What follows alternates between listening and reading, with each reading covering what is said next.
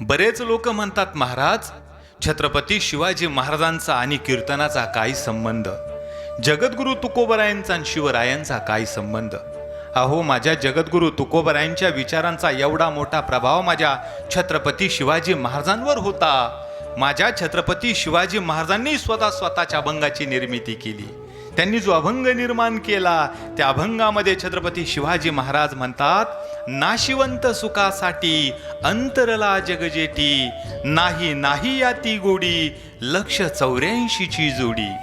मनुष्य जन्म गेल्या वारे, काय करशील बारे, शिवराजे सांगे जना, म्या तो सोडिली वासना, म्या तो सोडिली वासना. छत्रपती शिवाजी महाराज या अभंगाद्वारे सांगतात, 84 लक्ष योनीनंतर दुर्लभ असणारा मनुष्य जन्म आम्हाला प्राप्त झालेला आहे. आणि हा अनमोल असणारा मनुष्य जन्म जर आम्ही वासनेच्या आहारी घालवला तर नक्कीच या जन्माचं नुकसान होणार आहे.